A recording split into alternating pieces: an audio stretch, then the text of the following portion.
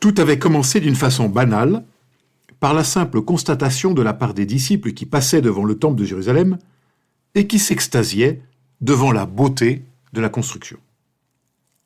Mais Jésus de balayer tout cela d'un revers de manche. Je vous le dis, de tout cela, il ne restera pas pierre sur pierre. Et la discussion alors de s'engager sur la fin du monde avec cette terrible question, mais alors, quand cela se passera-t-il, la fin du monde?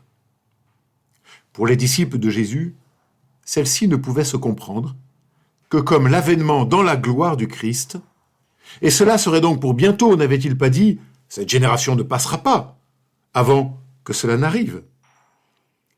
Et notre passage de ce matin cherche à négocier avec ce qui fut sûrement la plus grande question sans réponse de la toute première génération de chrétiens, la question du retour du Christ, qui tarde. Car voilà bien en effet qu'il tardait à revenir en gloire, puisque les premiers témoins étaient déjà décédés lorsque nos évangiles ont été rédigés. Et pour nous, 2000 ans plus tard, force est de constater qu'il est vraiment très en retard. Alors voilà, que faire? Comment comprendre cela? Attendre encore? Attendre? Mais au fait, attendre quoi? Et puis attendre. N'est-ce pas le cœur même de notre humaine condition? Qu'y a-t-il de spécifiquement chrétien là-dedans? L'humain n'est-il pas toujours en attente, perpétuellement insatisfait? Nous attendons toujours quelque chose de meilleur. Une promotion, une délivrance, la fin d'un proposana, l'arrivée d'une retraite bien méritée, une réconciliation, une guérison. À chacun de continuer la liste dans la vérité de son cœur. Et pourtant, c'est là que surgit l'impensable. Voilà que justement l'Évangile vient renverser notre regard, nous invitant à regarder non pas devant, mais paradoxalement derrière nous, dans un déjà là. Oui, quelque chose qui est déjà là, déjà offert depuis 2000 ans, mais qui attend de naître aujourd'hui, en toi, en moi, en nous et entre nous, dans le terreau de nos fragilités, enfin acceptées. En fait, s'il ne s'agissait pas tant d'attendre, mais d'attention à ce qui est déjà là.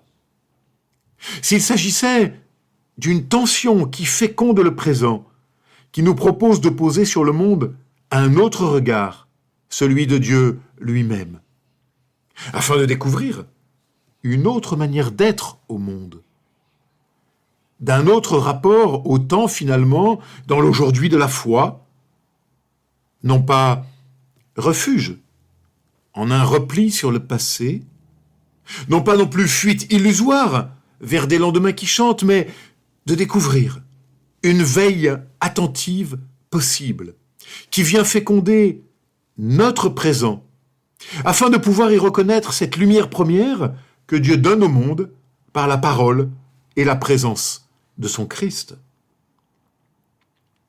Oui, laissez le Christ féconder notre présent, aujourd'hui, ce matin. Mais comment, me direz-vous?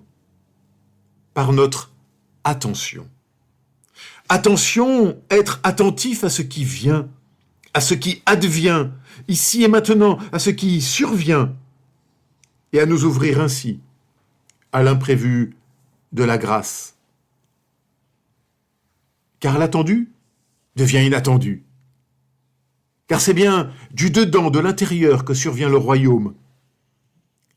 Par cette parole qui vient transfigurer de l'intérieur nos angoisses et nos ténèbres, et nous remettre en route. Souvenez-vous, le royaume est en vous, et entre vous, disait Jésus. Ne sais-tu pas, dit mon collègue Michel Cornu, que le ciel est en toi? Oui, le ciel est en toi parce que Christ vient dans un avènement perpétuel, car le Christ ne cesse d'advenir en toi, en moi, en nous et entre nous. Dès à présent, ici et maintenant, à chaque instant, par la seule puissance de sa parole. La question n'est plus « quand revient-il ?» Mais comment le reconnaître aujourd'hui, ici et maintenant, déjà à l'œuvre dans nos vies? Et l'attente se fait inattendue, dans la surprise de chaque rencontre. Mais pour cela, c'est vrai, il faut apprendre à être vigilant, attentif, veilleur. Voilà peut-être la tâche spécifique du chrétien et que nous rappelle si judicieusement ce premier dimanche de l'Avent, être veilleur.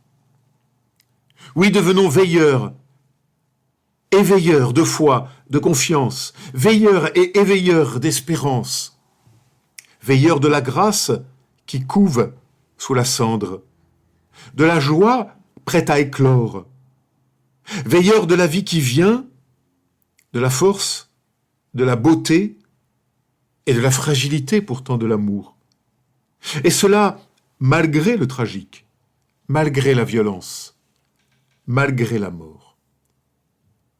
Surtout au milieu du tragique, de la violence et de la mort. C'est là aussi, surtout là d'abord, que notre vigilance doit s'exercer. Parce que nous savons, telle est notre bannière justement, que l'amour peut être aussi fort que la mort, plus fort même, peut-être. Alors veillons, éveillons-nous. Oui, soyons pleins de vie, de vigueur, pour dire au monde que vivre n'est pas une maladie, mais bien plutôt autant d'occasions de chance à saisir, et que l'assaut final, Dieu lui l'a déjà remporté, pourra jamais nous en délivrer. Et c'est cela que nos petites paraboles de ce matin expriment dans une sorte de provocation, c'est vrai. Oui, veillons. Deux femmes seront coincées dans leurs préparatifs de Noël. Elles font la même chose, mais l'une sera vivante et pensera au sourire des siens en ouvrant les cadeaux. L'autre, dans les grincements de dents, en ne voyant que le stress et la débauche mercantile. L'une sera veilleur et veilleur de vie, l'autre déjà morte. Et cela, ici et maintenant. Deux hommes seront allés, tenez, dans leur salon, journal et whisky à la main. Ils font la même chose. L'un sera pris par l'espérance et le désir d'agir. L'autre sera dans les pleurs et les grincements de dents du monde. L'un sera veilleur et veilleur de vie, et l'autre sera déjà mort. Et cela, ici et maintenant. Deux seront occultes. Ils font la même chose. L'un, malgré la longueur de la prédication, y trouvera grâce, paix et force. L'autre, malgré la beauté des textes liturgiques et des cantiques, grince des dents, n'y voyant que communauté endormie, paroisse désertée et bien mauvais pasteur. L'un est veilleur de vie, l'autre est déjà mort, et cela ici et maintenant. Oui, veillons et nous vivrons de cette vigilance dans l'inattendu. Frères et sœurs, dans ce temps de l'Avent qui s'ouvre à nous, soyons donc veilleurs et veilleurs de vie. Car en fait, ce n'est pas nous qui attendons Dieu, c'est Dieu qui nous attend. Et il nous attendra encore, le temps qu'il faudra, nous irriguant de sa grâce. Que ce temps qui précède Noël soit celui de cette vigilance particulière, afin de ne plus louper la voix du Maître qui frappe à la porte de notre cœur, voix qui vient nous relever et qui peut illuminer même ceux qui habitent dans l'ombre de la mort, afin de conduire nos pas au chemin de la paix. Amen.